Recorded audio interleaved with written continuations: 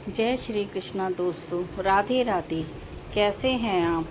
आज हम आपको यह बताएंगे कि अपने पितरों को कैसे प्रसन्न किया जाए और इस पर चर्चा करेंगे।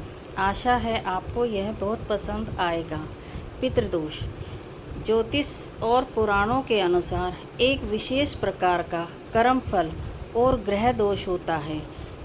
यह तब उत्पन्न होता है जब हमारे पितृ पूर्वज असंतुष्ट, अतृप्त या अप्रसन्न रहते हैं अथवा किसी कारणवश उसकी आत्मा को शांति नहीं मिलती। पितृदोष क्यों होता है? अश्राद्ध या तर्पण का अभाव, पूर्वजों का विधिवत श्राद्ध, तर्पण या पिंडदान न करना, पितरों का अपमान, जीवित रहते समय माता पिता या बुजुर्गों की सेवा न करना या उनका अपमान करना, अकाल मृत्यु, पूर्वजों की असमय मृत्यु होने पर विधिवत संस्कार न किए जाने से, अपूर्ण इच्छाएं, पितरों की अधूरी इच्छाएं, कष्ट या अनसुलझे कर्म, कर्मजन्य कारण। कभी कभी पिछले जन्मों के कर्मों से भी पितृदोष बन जाता है। पितृदोष के लक्षण: परिवार में बार बार विवाह में बाधा या संतान सुख न मिलना, संतान होने के बाद भी उसका दीर्घायु न होना, आर्थिक तंगी, नौकरी व्यापार में रुकावट, परिवार में लगातार बीमारियां रहना, घर में कलेश, अशांति और दुर्घटनाएं होना, बिना किसी कारण भय और मानसिक तनाव।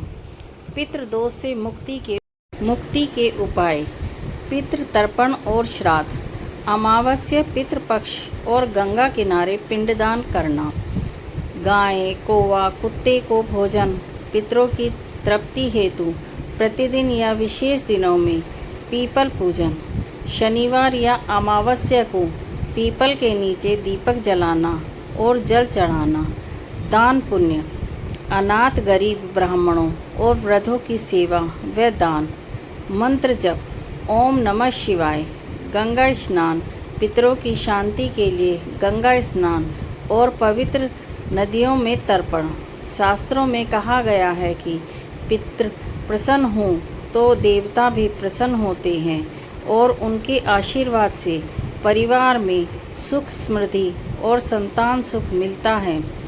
पितृमोक्ष या अमावस्या या पितृपक्ष की अमावस्या को हमारे शास्त्रों में पितरों की मुक्ति और तृप्ति का विशेष दिन माना गया है। इन दिनों पितरों को प्रसन्न करने के लिए कुछ विशेष कर्म, दान और पूजन करने का विधान है। पितृमोक्ष अमावस्या पर क्या करें? स्नान और संकल्प: सुबह जल्दी स्नान करके स्वस्थ वस्त्र धारण करें। पितरों के नाम से संकल्प लेकर तर्पण, श्राद्ध और पिंडदान करें। तर्पण और पिंडदान: तिल, कुश, जल और दूध में से पितरों को अर्घ तर्पण दें। गंगा जल हो तो अवश्य मिलाएं। पिंडदान: चावल, तिल और जल से बने पिंड करने से पितरों की तृप्ति होती है। भोजन और ब्राह्मण सेवा: ब्राह्मणों या ज़रूरतमंदों को भोजन कराएं। भोजन में खीर, पूड़ी, कचौड़ी, सब्जी और पितरों को प्रिय भोजन रखें। भोजन के साथ दक्षिणा, वस्त्र या यथाशक्ति दान करें। दान पुण्य: अन्न, वस्त्र, छाता, जूते, फल, तिल और गौ दान करना श्रेष्ठ माना जाता है। गाय, कौए, कुत्ते और चींटियों के लिए भोजन अवश्य निकालें। पितरों का ध्यान और प्रार्थना: घर के आंगन या पीपल के नीचे दीपक जलाकर पितरों का स्मरण करें। इस दिन तामसिक भोजन, लहसुन, प्याज, मांस, शराब आदि से बचना चाहिए। किसी का अपमान, झगड़ा या कटु वचन नहीं बोलना चाहिए। व्रत या संयम का पालन करना श्रेष्ठ है। मान्यता: ऐसे करने से पितृ प्रसन्न होते हैं। उनके आशीर्वाद से परिवार में सुख समृद्धि, संतान सुख और शांति बनी रहती है।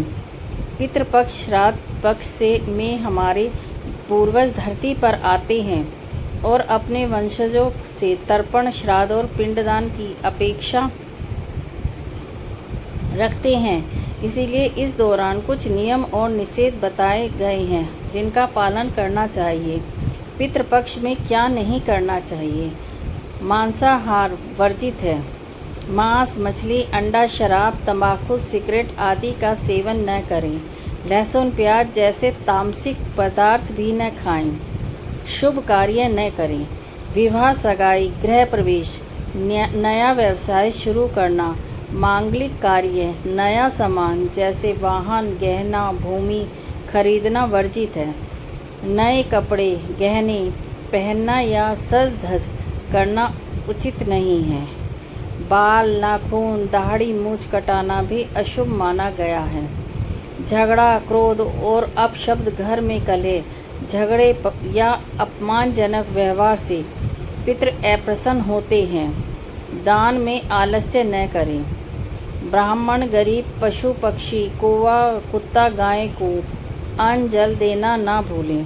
पितरों के लिए बनाया भोजन व्यर्थ न फेंकें। अन्न और जल का अपमान न करें। थाली में भोजन छोड़ना या अन्न बर्बाद करना वर्जित है।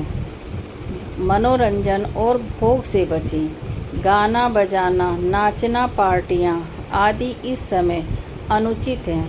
पितृपक्ष में क्या करना चाहिए। प्रतिदिन पितरों को तर्पण और जल अर्पण करें। ब्राह्मण, गाय, कुत्ते, कौए और चींटियों को अन्न दें। ओम नमः शिवाय मंत्र जपें। संयम और श्रद्धा के साथ पितरों का स्मरण करें। मान्यता है कि इन नियमों का पालन करने से पितृ तृप्त होकर वंशजों को सुख, समृद्धि और आशीर्वाद प्रदान करते हैं। जय श्री कृष्णा दोस्तों, राधे राधे। यदि यह प्रसंग आपको अच्छा लगा तो आप इसे लाइक कीजिए, सब्सक्राइब कीजिए और अपने दोस्तों में शेयर कीजिए। जय श्री कृष्णा।